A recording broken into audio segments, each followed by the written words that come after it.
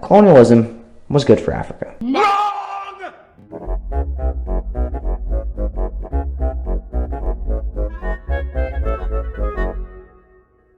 Hello everyone. This video is a response to a video uploaded by a YouTube channel called Genetics and Civilization, whose overall thesis is that colonialism benefited Africa. In today's age, we're taught from the age of about 10 about the sheer evil of colonialism.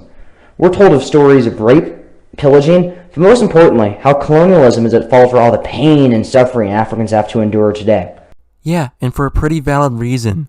Colonialism was one of the major factors that caused the instability and poverty that Africa suffers today. Now, I'm one of the few who is willing to say all those who jump on the politically correct bandwagon that preaches a message about white guilt in regards to colonialism is severely misinformed. Clearly, you're the one who is misinformed on this topic. Apparently, you don't know anything about people like Hitler or Stalin. Also, acknowledging atrocities committed by white people isn't driven by guilt, but rather sympathy and morality. To quote Sean, "Now, I'm not saying white guilt is impossible as a concept, just that people like Stefan and Lawrence Southern aren't applying it correctly. Reading the history of what happened to the Native Americans, I was often outraged, sometimes disgusted, but I never felt personally guilty, just saddened by what people can do to one another. Acknowledging events from the past in which white people have been in the wrong isn't driven by guilt, just honesty. Understanding is not guilt. Hiding from the historical record, cherry-picking from it, whitewashing it to erase atrocities committed, well, that's real guilt in action right there." It's also apparent that you don't understand the pain and suffering that Jews, Slavs, and Irish people had to endure throughout history as a result of oppression. While I'm not denying the fact that European colonialism had some adverse effects on the African continent, colonialism was ultimately a positive for the continent. You sound like Ayn Rand trying to defend colonialism against Native Americans. Furthermore, your statement is like the equivalent of a neo-Nazi trying to defend Lebensraum in Poland. Note how I'm exclusively talking about colonialism in Africa. One might wonder why I'm doing this, since colonialism was experienced by Native Americans, Indians, Pakistanis, among other groups. Well, that's because when one talks about colonialism, they generally are discussing Africa. Since it's apparent that you don't know anything about Hitler, and therefore you probably don't know anything about Nazism, I'd like to clarify something for you. Nazism was a fascistic radicalization of European settler colonialism and is a far more infamous colonial topic than colonialism in Africa. So without further ado, I present colonialism was good for Africa. It's like the equivalent of saying that the Holocaust was good for Jews, or that 9/11 was good for America, or that Russia's invasion is good for Ukraine, or that Zionism is good for Palestinians. Now this video will be divided into three distinct sections, which are pre-colonial Africa, colonial Africa, post-colonial Africa, and South Africa, which ties into that last section. So let's start with the basics, that is, pre-colonial Africa. With the exception of North Africa, who had fairly structured societies, most of Africa was tribal. South of Sudan, even in the 18th and 19th centuries, there were no wheels, no cattle, no real buildings, no effective governments, and no nation-states. Hell, there wasn't even a written language in most of these states. Most of what you said here is blatantly false. There existed numerous civilizations across Sub-Saharan Africa even before the colonial era. Here are some examples. Nubia, Aksum, Ethiopia, Great Zimbabwe, the Swahili city-states, Ghana, Mali, Songhai, Ashanti, Benin, Yorubaland, Dahomey, Hausa, and Congo. It should also be noted that the reason why most African societies didn't possess writing systems or wheels was because they didn't need to, in addition to a variety of environmental factors. For example, the Sahara Desert and seas were harsh environmental barriers that severely hindered the progress and exchange of innovations between Eurasians and Sub-Saharan Africans, which resulted in limited trade and contact. Another environmental factor is the influence of deadly insects such as tsetse flies, which carry a disease that is fatal to horses. Outside of Ethiopia and Somalia, the reasons why these African groups didn't use wheels was because they were next to useless in their environments. Oh hey, the Europeans didn't develop the snowshoe, the Chinese didn't develop the chinampa, the Arabs didn't develop the canoe. How primitive they must have been. Now, about writing systems. While it is true that most of Sub-Saharan Africa lacked an indigenous writing system, there were a few exceptions to this rule, such as the Ge'ez script, which is indigenous to Ethiopia, and the Nsibiti script, which was used by some ethnic groups in southern Nigeria, such as the Igbo. There were also other African groups that developed other methods of record keeping outside of writing. For example, the people in the Kingdom of Luba within the present-day Democratic Republic of Congo possessed a complex memory tablet known as Lukasa, similar to how the Inca and other Andean civilizations use knotted strings called kibu for record keeping. In addition to writing systems and memory devices, indigenous Africans have been shown to possess a concept of numerals and mathematics since prehistoric times. As two carved bones tens of thousands of years old have been found in caves in the DRC and Eswatini, with some scholars suggesting that they were used as lunar calendars. Now, about buildings and effective governments. Aside from some sub-Saharan African civilizations with great Islamic influences such as Mali, Songhai, and the Swahili city-states, there were many sub-Saharan African civilizations that were established without Western or even Islamic influences, such as Benin, Congo, and the Shona kingdoms. The Ashanti Kingdom in present-day Ghana had an oral constitution called the 77 Laws of Akomfo Onoche, named after the legendary priest who founded the empire in the early 18th century. In southeastern Nigeria, the Kingdom of Benin possessed a series of walls and moats that were 4 times longer than the Great Wall of China, and its capital city was described as well-planned, clean, and free of crime. Life in Benin City was so luxurious that its citizens didn't need doors for protection. However, all that would change in 1897 when the British led a punitive expedition against the kingdom, captured its king, looted its artifacts, and razed its capital city to the ground, including its massive walls, before incorporating it into the British Empire. Great Zimbabwe is a medieval stone city located in present-day Zimbabwe that was built by the indigenous Shona people. Upon its initial discovery during the scramble for Africa, British archaeologists debated on who built the city. During the administration of Prime Minister Ian Smith, the Rhodesian Front, the right-wing government of Rhodesia, censored and even outright deported archaeologists in their books in order to retain white minority rule in the country, since acknowledging the idea that such a great civilization could have possibly been built by indigenous Africans would undermine their racist propaganda. After Rhodesia gained independence in 1980, the country was renamed Zimbabwe in honor to the sacred ruins, with even a soapstone bird featured on their national flag. To quote Bana Banata on this overall topic regarding technological advances, human societies in real life, including in Europe itself, did not follow some binary tech tree based on a European reference point, and they definitely did not progress at varying speeds from prescribed milestone to prescribed milestone.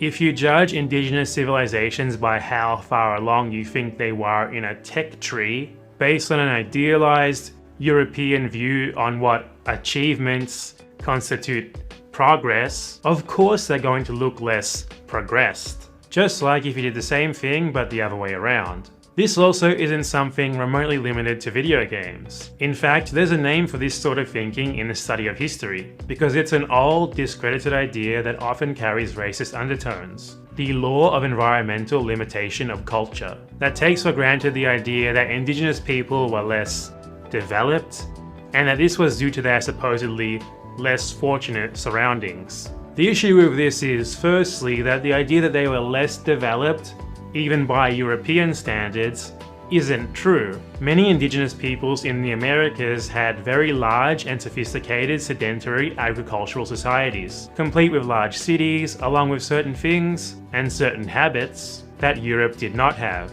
And two, what even is developed? Were Aboriginal Australians, for example, commonly cited as an example of a uniquely underdeveloped people, less developed than Europeans? Or were they actually very well adapted to their circumstances and didn't change much over time because they didn't need to, rather than because they couldn't have? to sum it up, the reasons why these people were technologically inferior to the Eurasian contemporaries have little to nothing to do with capability and intelligence. Now, as discussed in an earlier video, this is evidence of the intellectual inferiority of Africans, but I'll stop myself before I go off on a tangent. As I've stated before, capability and intelligence aren't the reasons for their technological underdevelopment. Anyways, tribal war was common, females treated ruthlessly, and few had remotely decent life expectancies. The reasons why tribal warfare was so prevalent in Africa was because of ethnic and religious differences. As Africa is the most diverse continent on the planet, with over 3,000 ethnic groups and 2,100 languages in total. And that's partly why Africa suffers from more civil wars than any other continent on Earth, due to these ethnic groups being basically lumped together as neighbors as a result of the unnatural borders carved out by the European colonizers. Now, tribal warfare is nothing unique to Africa, as aside from the fact that Africa is the most ethnically and linguistically diverse continent on the planet, the Middle East's instability and chaos are the result of a similar problem. Additionally, the notion that sub-Saharan African women were systematically oppressed under a patriarchal system prior to colonialism is actually a myth. There were actually many African societies that were matrilineal, with women leading their armies and even their kingdoms. Oh, and by the way, the current state of patriarchal oppression of African women outside of Islamic countries are due to the influence of colonialism. Furthermore, there was little to no clean water, no sanitation, few truly organized towns, etc., etc. I previously debunked your statement of pre-colonial sub-Saharan Africa lacking any developed societies based on the numerous examples I cited before. Additionally, Africans did have access to clean water and sanitation. As a matter of fact, Africans actually had better hygiene than your average medieval European peasant. I'd also like to point out that the Ashanti Kingdom had upstairs toilets in two-story buildings that were flushed by dumping gallons of boiling water into them, which further disproves your claim of pre-colonial Africans lacking any sanitation. Now, keep in mind that I'm talking exclusively about sub-Saharan Africa. Once you reach countries like Libya, Egypt, Morocco, such countries have fairly high average IQs and a history of relatively structured societies. I mean, we've all heard of the pyramids. For the third time, tradition and choice were the main contributing factors to their technological inferiority because necessity is the mother of invention. So, while one might call Africa today gross and disgusting in regards to standard of living, we must remember that most portions of Africa were doing far worse under pre-colonial society than they are now in post-colonial society. Far, far worse. Your assertion that life in pre-colonial Africa was even more miserable than life in post-colonial Africa is outright wrong, given the numerous examples of technological advancements and organized political institutions I've cited earlier. If colonialism was good for Africa since it supposedly brought so many benefits and civilized the natives of their savage ways, why does that logic not apply to Arabic countries in the Middle East and the issues surrounding Sharia law? If you want to argue that the motivations for European colonialism in Africa are for wanting to liberate a savage people from wretched barbarism, then I could just as easily point out how life in Europe during the medieval times was just as shitty, barbaric, backwards, and primitive, if not more. I'd also like to point out that the vast majority of advanced technology and innovations that the Europeans possessed which gave them the advantage to conquer the world were acquired from the Middle East and China. Not so civilized without foreign influence now, are they? Hell, why do you think the British and Dutch colonists popularized the idea of white man's burden? This basically means that it was the burden of white men to civilize and improve the lives of Africans. Many colonists believe this. While it is important to acknowledge that the European colonists were well-intentioned for the most part, and to understand what colonialism is in theory, you also must understand what colonialism is in practice. Not only did the Europeans colonize those lands at the expense of the native people already living there, in addition to essentially depriving said peoples of their cultures and traditions, but they also destroyed numerous advanced civilizations that were often contemporaneous with their own civilizations, including in sub-Saharan Africa. And European colonialism was one of the main contributing factors that led to the creation of Nazism. Additionally, modern colonialism and the concept of barbaric savages weren't exclusive to white Europeans, as it was also practiced by Imperial Japan, which further disproves any assertion of white guilt in regards to colonialism. To call them monsters, and them, I mean colonists, is grossly false, as many colonists actually had desires for a more prosperous, developed Africa. The Europeans did not colonize Africa out of the goodness of their hearts. They colonized the continent for their own self-serving economic interests. And you know what else is grossly false? The commonly peddled myth that sub-Saharan Africa lacked any developed civilizations prior to the colonial era. Believe it or not, atrocities have been committed by nations and governments under the pretense of liberation, improvement, and prosperity. Imperial Japan's Greater East Asia Co-Prosperity Sphere was theoretically imposed to liberate the Asian continent from Western imperialism. In practice, however, Japan only colonized East Asia to establish colonies of their own in accordance to their economic interests. Shortly after Japan's defeat in World War II, Burmese President Bon Moss stated, and I quote, "The militarists saw everything only in a Japanese perspective and, even worse, they insisted that all others dealing with them should do the same. For them there was only one way to do a thing, the Japanese way, only one goal and interest, the Japanese interest, only one destiny for the East Asian countries, to become so many Manchukos or Koreas tied forever to Japan. These racial impositions made any real understanding between the Japanese militarists and the people of our region virtually impossible." One of China's justifications for annexing and occupying Tibet is that Tibet was backwards and that China needed to liberate and democratically reform it. The Chinese government also claims that Tibet has autonomy and that Tibetan citizens are living a happy and prosperous life under Chinese rule ever since Tibet's liberation. In reality, China invaded Tibet to gain access to its natural resources, and Tibetans are left as second-class citizens in their own country, and anyone who possesses a picture of the Dalai Lama risks imprisonment and brutality. One of the most commonly used justifications for the forced sterilization of Native American women is that they would have a better quality life with fewer children and more resources. More than 3,000 women were forcibly sterilized in the mid-1970s alone. Now, having said all that, would that shape up your worldview of colonialism in Africa? Now, granted, there were some real assholes who raped and slaughtered innocents in Africa, and I will not justify their actions. I cannot justify their actions. And adding on to my previous point, I cannot stress enough how common tribal war was. As if tribal warfare taking place due to ethnic and religious differences isn't as frequently practiced by the rest of the world, including in Europe. And how low the life expectancy and standard of living was. It was unreal. Yeah, and the average European also suffered miserable standards of living and low life expectancies during the Middle Ages as well. Do you know why our history classrooms never cover Sub-Saharan African history? Not because of a white bias and privilege, but because the only things discussed would be slavery, a lack of civilization, mass tribal warfare, etc., etc. Or because they'd be cherry-picking certain aspects of African history and culture to confirm their biases, while outright ignoring and even sometimes actively suppressing any historical scrutiny that would contradict those stereotypical narratives. Even outside Sub-Saharan Africa, there were several indigenous achievements that were deliberately censored by Europeans in order to retain their Eurocentric ideologies, either by choosing to believe that they were accomplished by a vanished race of people, or just by simply obscuring them from the general public after directly witnessing said achievements for themselves. So yes, the reasons why Sub-Saharan African history is not being taught in Western schools is due to Eurocentric bias. I'd rather study classical European and East Asian culture. Thanks. Well, good for you. Then Europeans began colonizing the continent, primarily in the 19th century. Now, we must remember that aside from North Africans, the Africans were completely isolated from the rest of the world. Haven't you heard of Mansa Musa of the Mali Empire, the richest man who ever lived? He possessed $400 billion worth of gold, and he embarked on an 8-month pilgrimage across the Sahara Desert to Mecca. The amount of gold he brought during his pilgrimage caused an inflation in the economy of the Mediterranean region for 2 decades. The Swahili people of East Africa constructed vessels called mtepe, which they used to sail across the Indian Ocean to China and India.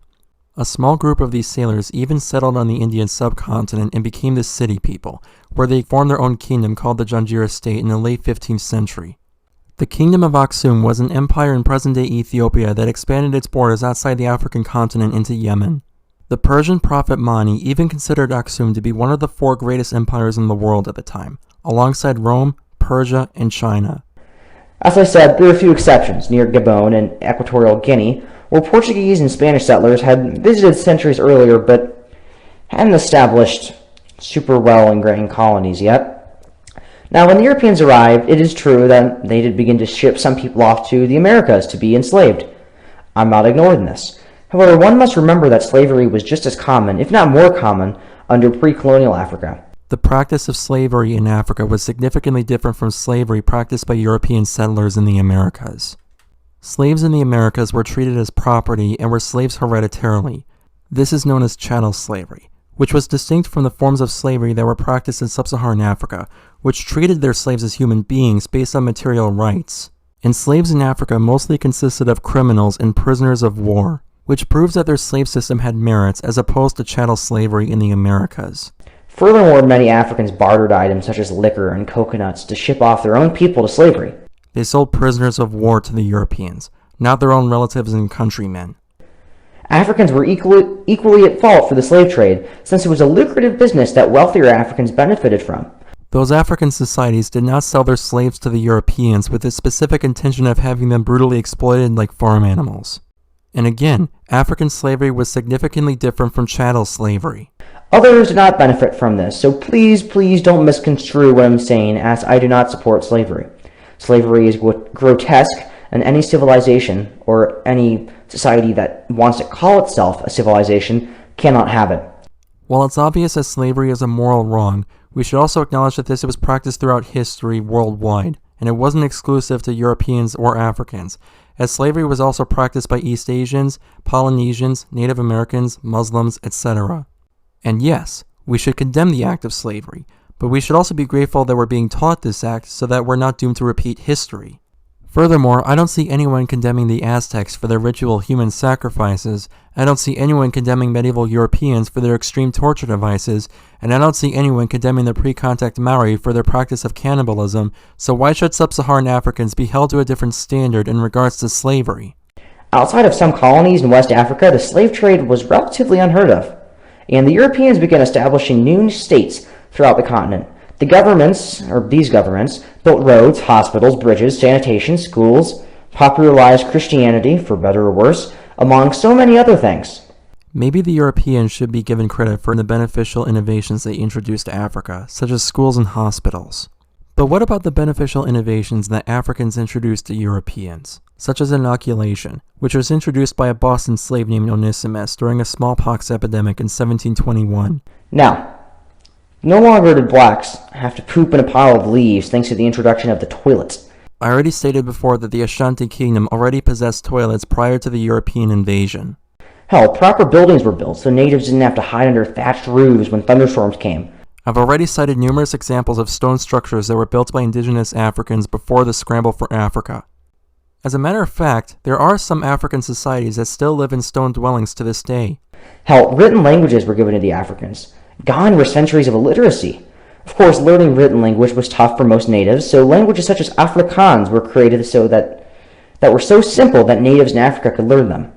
Again, there are several examples of writing systems and record-keeping that were exclusive to Africa. Plus, by the late 19th century, the slavery was mostly gone, if not entirely gone. There were attempts by British, Dutch, French, and Spanish colonies to integrate Africans into a new civilized Africa. Civilization already existed in Sub-Saharan Africa. This had some positive effects, but the native Africans had troubles integrating into a more globalized world. Sub-Saharan Africa was already in contact with foreigners, unlike Native Americans, who were relatively isolated peoples until the arrival of Christopher Columbus. If you judge indigenous civilizations by how far along you think they were in a tech tree, based on an idealized European view on what achievements constitute progress, of course they're going to look less progressed. Just like if you did the same thing but the other way around. Then came bloody civil wars, revolutions, and the like, where Africans gained their own nation-states.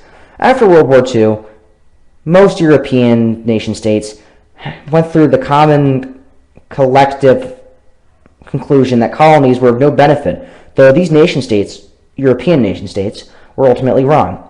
By the mid-20th century, most colonies became independent, and for a brief moment, Africa was optimistic that a brighter future laid ahead. It didn't. Most post-colonial nations descended quickly into genocide, civil war, oppression, and mass poverty. Like I said, Africa's instability and chaos are partly attributed to ethnic and religious differences. Africa's borders were largely unchanged ever since the colonies were granted independence. The Europeans formed the borders of their colonies at the expense of the thousands of ethnic groups that live on the continent. While Africa is doing better than it was before colonialism, actually, it's quite the other way around. Gone are the days of passable societies full of somewhat developed infrastructure and societies. It's depressing. And what's even more depressing is the fact that they already existed in Sub-Saharan Africa, and many of them were destroyed by the European invaders. However, some countries, such as South Africa, weren't too keen on giving up white minority rule. In 1948, South Africa, which had a minority white population, enacted apartheid. While South Africa had been politically dominated by whites for decades at this point, apartheid was kind of a beginning of something new, as it was the African equivalent of segregation. And it was directly modeled off Canada's reservation system implemented on Native Americans. Blacks, though a majority in the country, were not allowed to vote and were excluded from some public services under apartheid. This policy was enacted by the National Party, a right-wing party representing Afrikaner interests. Now, Afrikaner people, despite the name, are not black. They are whites descended from the Dutch. In South Africa, they are sometimes called Boers. Now, South Africa maintained the system of apartheid until 1994. That year, universal suffrage was granted to the whole populace, and Nelson Mandela, an icon for anti-racism, became the new leader of South Africa. Under apartheid, South Africa had high living standards compared to all the other countries in the continent, had a sturdy rule of law, developed infrastructure, and a government that wasn't destructive and reckless. Had European imperialism not been implemented on Africa, the continent would have been a much more prosperous place, with beneficial innovations exchanged through trade instead of direct colonization, and national borders being formed based off self-determination. And when I say destructive and reckless, I mean this government actually gave a damn about the livelihood of their black residents. The apartheid government did not care about the rights and affairs of its black citizens. Just like how when the European powers left their African colonies, they did not care about the rights and affairs of the thousands of ethnic groups on the continent. The apartheid government only cared about maintaining power over the black population, as it forced them into internment camps called Bantustans, where they lived in deplorable conditions and were systematically denied the right to education, unlike the Afrikaner minority, who in contrast lived a life of comfort and luxury. If you had known about the Holocaust, would you have rightfully denounced Nazism, or would you have cherry-picked its positive intentions in regards to Jews, as evidenced by the Havara Agreement and Madagascar Plan? Apartheid ended a little over 20 years ago, and now South Africa is one of the most corrupt, the most unequal, one of the most crime-ridden, if not the most crime-ridden nation in the world today. Afrikaner people are leaving in droves to find a better life. Perhaps it would have been best if South Africa didn't abandon apartheid? South Africa's high crime rate, corruption, and economic inequality are directly attributed to apartheid's legacy, not its abolition. All these problems are primarily attributed to the legacy of the Natives Land Act of 1913, which restricted native citizens from buying land owned by Afrikaners. As Desmond Tutu stated in 1985, "We don't want apartheid liberalized. We want it dismantled. You can't improve something that is intrinsically evil." Anyways, unless I go off on a tangent, I think I'll make another video specifically about South Africa, especially considering the fact that there is a little-known genocide against whites going on there. Google it. The BBC and CNN refuse to report the topic, but thousands are dying as a result of it. The idea of a white genocide taking place in South Africa is in relation to a series of farm attacks. This idea has been accepted by white nationalists, even though studies have shown that blacks have also been subject to farm attacks, thus disproving the idea of a South African white genocide. For further context, let's look at the UN Convention's definition on genocide.